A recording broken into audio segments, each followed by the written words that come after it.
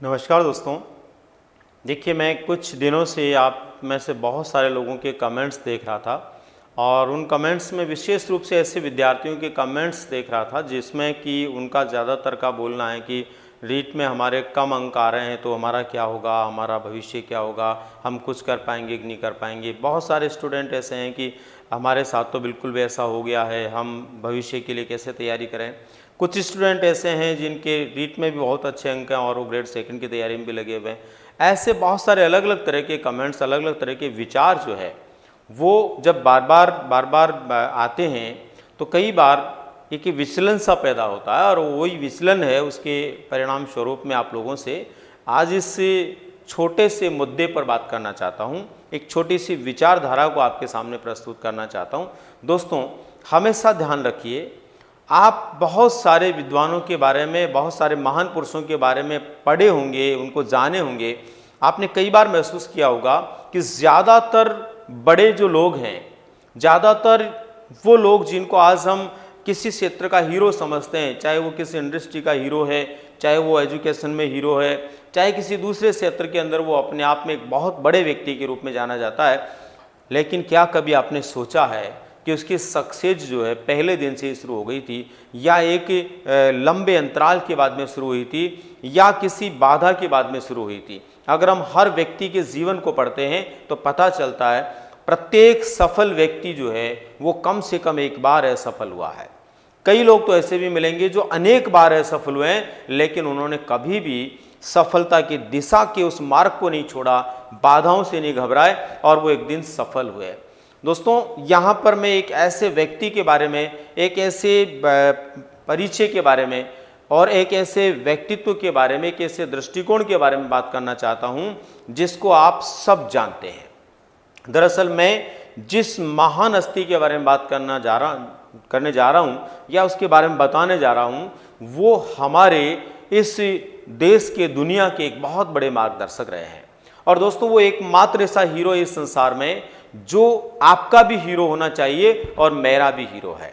वो हीरो है जो कभी किसी भी स्थिति के अंदर मात नहीं खाया। मैं भी बोल रहा था कि प्रत्येक सफल व्यक्ति जीवन में कम से कम एक बार असफल जरूर हुआ है। कई लोग अनेक बार असफल होकर के सफल हुए हैं, लेकिन एक ऐसा भी व्यक्तित्व है जो कभी असफल हुआ ही नहीं, हर बार सफल हुआ, हर काम में सफल हुआ, और वो एकमात्र हीरो है हनुमान।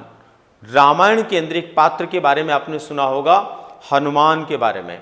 हनुमान जो है एक ऐसा हीरो है दोस्तों, जो इस संसार का एकमात्र व्यक्ति है जो कभी भी किसी भी मुद्दे से, किसी भी काम से, किसी भी रुकावट से नहीं घबराया।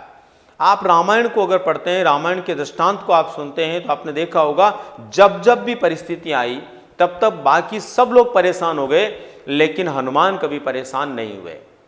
सीता का हरण हुआ, राम लक्ष्मण और सारी सेना उनकी जो है वो परेशान है, लेकिन वो अकेला बंदा जो है उसके लिए पता लगाने के लिए चला गया समुद्र लांघकर और सफल होकर के आया। सबसे बड़ी बात यह है कि रामचरितमानस में इस तरह के दृष्टांत मिलते हैं कि जब हनुमान जी लंका की ओर जा रहे थे, जाने के लिए तैयार हो रहे थे, तब साथी लोगों ने पूछा कि बाकी सब लोग परेशान हो और तुम जो है एकदम प्रसन्नचित्त मुद्रा में कैसे हो।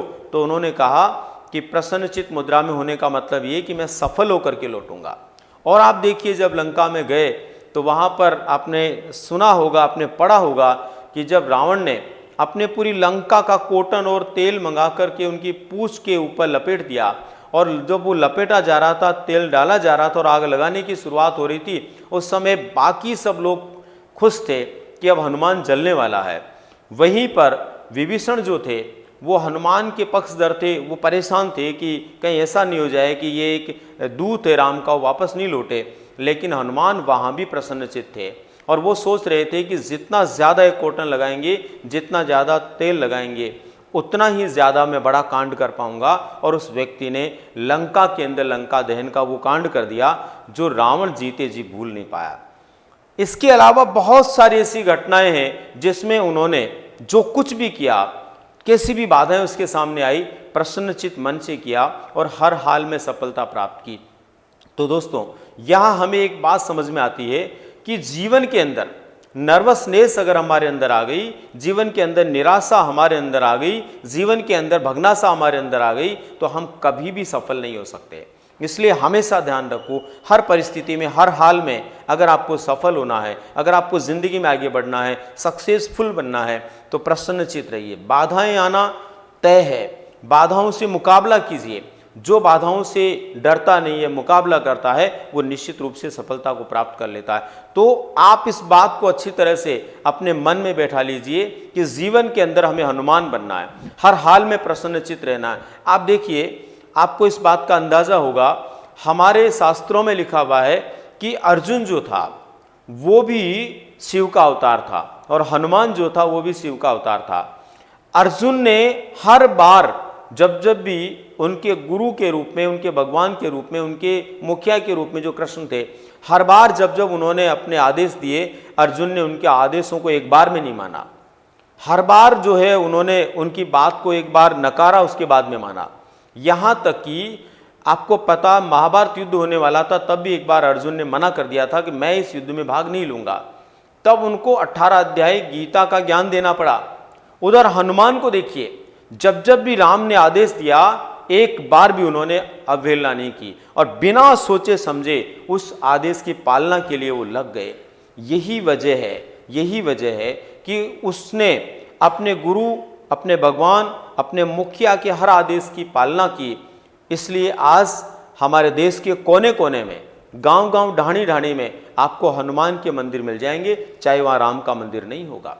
लेकिन अर्जुन का मंदिर आपको ढूंढने से भी गांव-गांव में नहीं मिलेगा। इसका मतलब ये हुआ कि दोनों बराबर पावर के साथ में इस संसार में आए और दोनों ने इस संसार में काम किया, लेकिन दोनों के काम करने के तरीके अलग अलग थे।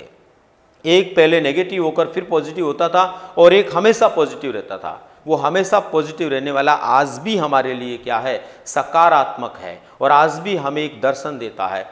आप देख लीजिए, किसी भी मंदिर की मूर्त को जब आप देखेंगे, विशेष रूप से हनुमान की मूर्त को, तो ऐसा नहीं है कि आपको वो खिलखिलाते हुए नजर आएंगे या उनके चेहरे पर हमेशा इस तरह की मुस्कान नजर आएगी।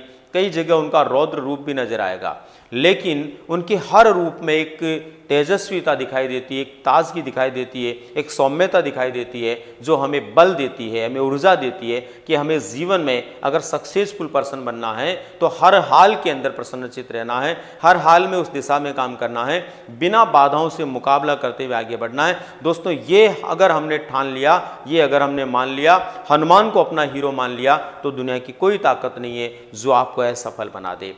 उम्मीद करता हूं इन विचारों से निश्चित रूप से आप में एक ऊर्जा आएगी और आप खुद अपने आप को एक अच्छे प्रसन्नचित व्यक्तित्व के रूप में स्थापित करेंगे। छोटी छोटी बाधाएं और असफलताएं आपके मार्ग में बाधक नहीं बने और आप निश्चित रूप से सफल बने। ऐसी उम्मीद के साथ में फिर मिलते हैं नए विचार के साथ। धन्यवाद।